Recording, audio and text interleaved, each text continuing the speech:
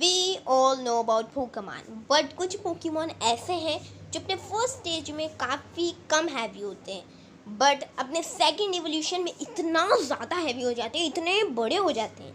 मतलब है क्या पोकेमॉन कंपनी? ये कुछ छिलका थोड़ी ना है भाई, क्या है क्या ये? तो इसी के बारे में आज के हमारी वीडियो होने वाली है, यानी कि top 10 Pokemon that need and middle evolution. So बिना टाइम गवाए आइए इस वीडियो को स्टार्ट करते हैं।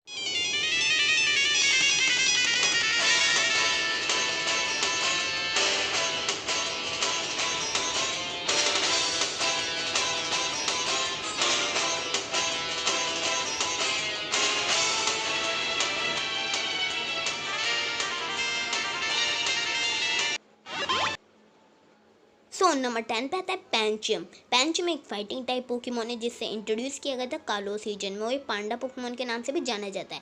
ये इवोल्व होता है पैंगोरो में जब ये लेवल 32 का हो जाता है, और तब जब तुम्हारी टीम में एक और डार्क टाइप पोकेमॉन हो तब ये जाके इवोल्व होगा पैंगोरो में लेवल 32 पर। सो वी ऑल अंडर पैंचम एक क्यूट पैंडा पोकेमॉन है, बट जब ये पैंगोरो में इवोल्व होता है तो ये काफ़ी ज़्यादा स्कैरी हो जाता है। अगर इसको मिडिल एवोल्यूशन दिया जाए, जैसे कि आपकी स्क्रीन पे जो मिडिल एवोल्यूशन है, तो अच्छा ही रहेगा। और इसका मिडिल एवोल्यूशन भी बहुत क्यूट होना चाहिए था। तो मेरे हिसाब से जो पैंचम को लेवल 22 पे इसके मिडिल एवोल्यूशन में इवॉल्व होना चाहिए, और लेवल 32 पर पैंगोरो पर। सो नंबर 9 पे आता है स्नॉम। स्नॉम एक आइस और बग टाइप पोकेमॉन है जिसे इंट्रोड्यूस किया गया था गला रीजन में, और गाइस इसकी पॉपुलरिटी भी बहुत है। ये इवॉल्व होता है फ्रॉस्टमॉथ नाम के पोकेमॉन में। जब तुम्हारी हाई फ्रेंडशिप हो स्नॉम से, और रात के समय में ये इवॉल्व हो जाएगा फ्रॉस्टमॉथ में। बट पॉपुलरिटी और क्यूट से नहीं, एक्चुअली ये बहुत ज़्यादा कमज़ोर है। इसके बेस्ट एस ओनली 185 पे है, जिसमें उसके सारे लाल पॉइंट पे अटके। इवन ये कैटरपी से भी कमज़ोर है। सो दिस इज़, देखो कैटरपी के 195 बेस्ड है तो देख लो, पर जब ये फ्रॉस्टमॉथ में इवॉल्व होता है तो ये काफ़ी ज़्यादा पावरफुल स्ट्रॉन्ग बन जाता है, और इसके बेस्ट रेट्स में बहुत ज़्यादा बदलाव होता है, और इसके टोटल बेस्ट रेट 475 होते हैं, जो कि ग्रेट बेस्ट रेट्स हैं। बेस्ट रेट्स में इतना फ़र्क आने के बाद शायद इसको एक मिडिल एवोल्यूशन प्रॉब्ली डिजर्व होना चाहिए, और पूरे गूगल में मुझे इसका डिज़ाइन नहीं मिला गाइस। विम्पॉड एक बग और वाटर टाइप पोकेमॉन है जिसे इंट्रोड्यूस किया गया था अलोला रीजन में, और ये इवॉल्व होता है ग्वालिस्पोर्ड नाम के पोकेमॉन में। पर एक बार गाइस इसको ध्यान से देखो, तुम्हें नहीं लगता है कुछ ज़्यादा ही छोटा है? कुछ ज़्यादा ही, क्योंकि जब ये ग्वालिस्पोर्ड में इवॉल्व हो जाता है तो इसका जो साइज़ होता है काफ़ी ज़्यादा बिग होता है, वहाँ पे विम्पॉड बहुत ही छोटा है। और मिडिल एवोल्यूशन के डिज़ाइन की बात करें तो ये वाला जो मिडिल एवोल्यूशन स्क्रीन है ना, this is perfect middle evolution for Wimpod. Wimpod basically cockroach है, तो ये मिडिल एवोल्यूशन सही है। और अगर लेवल की बात तो लेवल 40 में मिडिल एवोल्यूशन और लेवल 30 में गोलस्पोर्ट। जब ये गोलस्पोर्ट में इवॉल्व हो जाता है ना गाइस, तो ये बहुत पावरफुल होता है, और इसके जो पीछे बैक शेल है ना वो डायमंड से भी मजबूत है, और इसकी क्लोज इतने पावरफुल है कि वो रॉक को भी आसानी से स्मैश कर सकते हैं। डिवाइपर एक वो वाटर टाइप पोकेमॉन है जिसे इंट्रोड्यूस किया गया था अलोला रीजन में, और डिवाइपर इस लिस्ट में इसलिए क्योंकि जब ये अर्कवेनिड में इवॉल्व होता है तो ये बहुत बड़ा हो जाता है, और अगर टोटम अर्कवेनिड की बात करें तो वो 3 फ्लोर बिल्डिंग जितना बड़ा है। कहाँ डिवाइपर और कहाँ Araquanid, there are so many difference in them, but अगर इनका एक मिडिल इवोल्यूशन हो तो शायद ही इवोल्यूशन थोड़ा परफेक्ट बन सकता है। अभी थोड़ा टेढ़ा मेढ़ा है। So here it is design, I think school middle evolution जैसा मुझे लगा था वैसा ही है। सो नंबर 7 रहता है फीबैस। फीबैस एक वाटर टाइप पोकेमॉन है जिसे इंट्रोड्यूस किया गया था होयन। फीबैस सी और रिवर दोनों में रह सकता है, पर इसकी स्लो स्पीड होने की वजह से ट्रेनर इसे आसानी से कैच कर लेते हैं।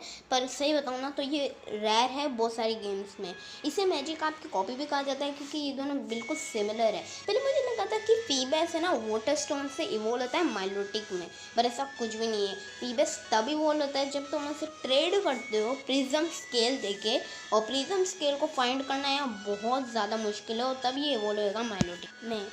आई मीन ट्रेड तो सही है, बट प्रिज्म स्केल कहाँ से लाऊंगा भाई? प्रिज्म स्केल को फाइंड करना बहुत मुश्किल है। मुझे आज तक किसी भी गेम में प्रिज्म स्केल आज तक नहीं मिला है। और एक बार ये तो देखो, इसके पास ओनली 3 मूव्स है 100 लेवल तक, ओनली स्प्लैश, टैकल, फ्लेयर। मतलब ये 3 मूव्स भी बेकार है। और ये टीएम को सीख जाता है flash, tackle, Whirlpool, facet, Swift, dive, mud shot और ऐसे कुछ मूव्स, ब्राइन राउंड। मतलब ये सिर्फ और सिर्फ अपने डिज़ाइन की वजह से हैं और अपने टीएम मूव्स की वजह से, वरना ये कुछ भी नहीं है। So let's talk about design. So here is it. Oh my god, that not looks pretty cool. I think it's cool, but that not looks pretty cool. But अच्छा ही लग रहा है यार। I think एक फिश को ऐसे बदलने में कुछ ऐसा ही तो दिखेगा ना यार। So I think it's cool, cool. So number 6 पे आता है एनोलिथ। एनोलिथ को इंट्रोड्यूस किया गया था होएन रीजन में, और ये एक फॉसिल पोकेमॉन भी है। इसकी टाइपिंग है बग और rock type, which is good type. कहते हैं कि हमारी एक्सपेक्टेशन से भी एनोलिथ पानी में कई तेज़ तैर सकता है। मुझे देख के इसे बिल्कुल भी नहीं लगा था, बट ये पानी में बहुत तैर सकता है और ज़मीन पे तो बिल्कुल भी नहीं। और इसके क्लो बहुत पावरफुल है। ये इवॉल्व होता है अर्माल्डो में at level 40, which is too much higher.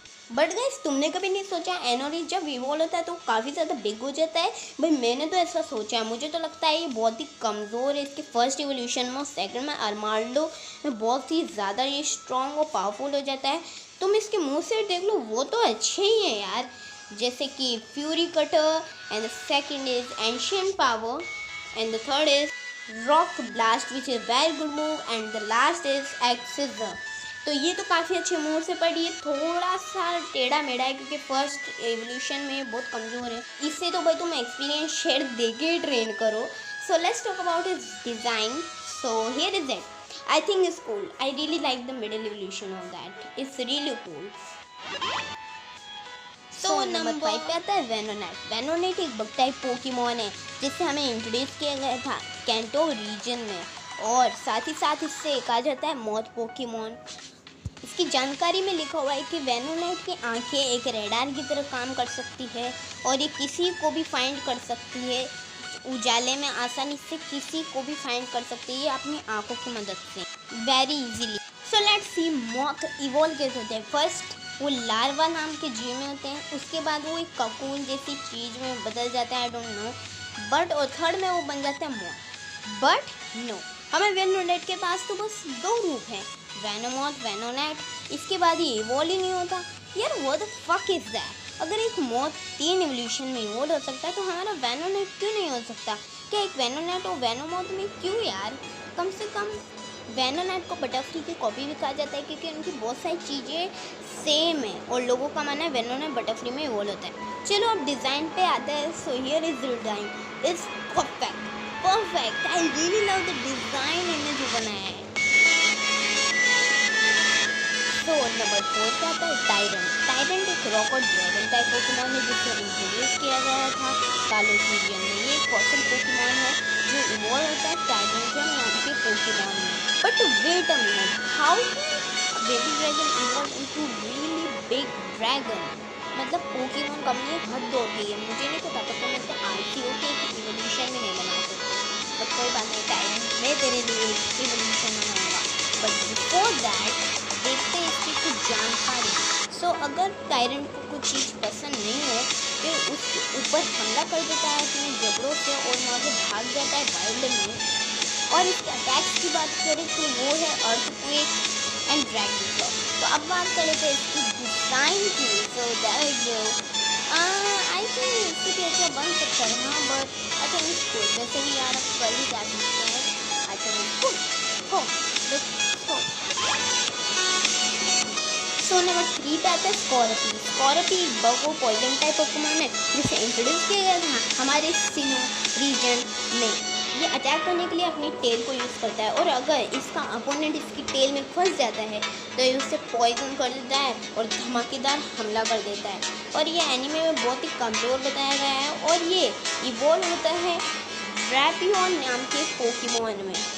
But एक बार ये देखो, स्कॉर्पी की हाइट ओनली 78.7 cm है, जो कि स्केल पे ही आ जाता है, ओके।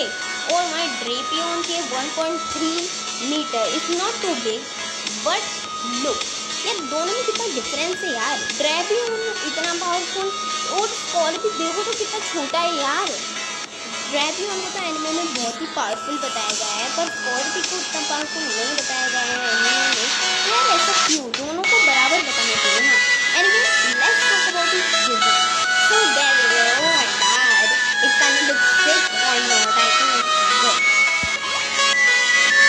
तो नंबर 2 का तो Exeggutor is one for psychic type of anime जिसे इंट्रोड्यूस किया गया था टेंटो वर्ड दी तो रियली फनी, क्योंकि मैंने आज तक एग्जीक्यूट को किसी भी लिस्ट में नहीं देखा है, लगता है मैं पागल हूँ जो मैंने इसको इस लिस्ट में ऐड किया।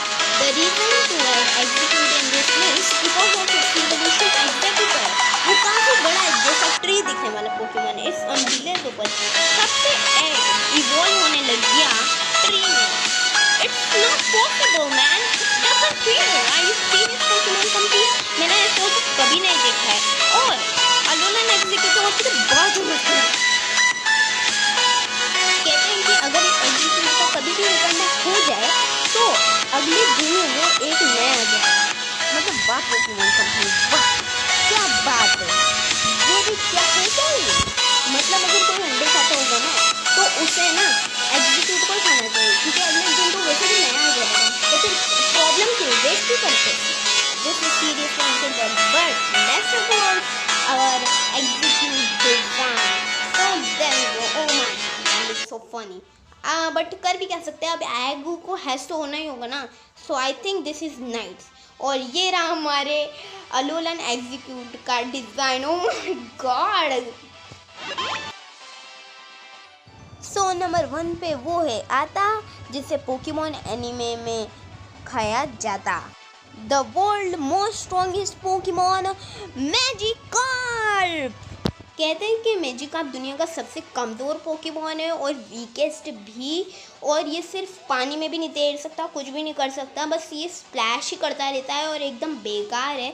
बट इसका जो एवोल्यूशन है वो one of the most powerful Pokemon की लिस्ट में आता है। My mean is Gyarados which is the incredibly powerful Pokemon. तो मतलब ये तो ठीक था कि एक बेबी ड्रैगन यानी कि हमारा टायरेंट एक बड़े ड्रैगन टायरेंट्रम इवॉल्व होता है, but how can a fish evolve into dragon? I mean it's not possible, it's doesn't fair. Gyarados को तो एनिमे में इतना पावरफुल बताया है, लाइक एन लेजेंडरी पोकेमॉन। और एक बार ये मैजिकार्प के तो बेस्ट स्टेट देखो, 200, वाह incredible. It is not the weakest, बिल्कुल उससे भी वीकेस्ट ना। और एक बार गैराडोस के बेस्ट रेट देखो, 540। ओह my God, this is seriously incredible, seriously incredible powerful best rates. कहते हैं कि गैराडोस एक पूरी सिटी को आसानी से जला सकता है और उसे तबाह भी कर सकता है। ये मुंह से आग भी फेंक सकता है, भले वो वाटर टाइप हो ना, फेंक सकता है। और ये गैराडोस एक खतरा भी है क्योंकि बहुत ही ज़्यादा बड़ा होता है और इसका माइंड चेंज हो जाता है जब ये इवॉल्व हो जाता है। This is seriously powerful, incredible dragon.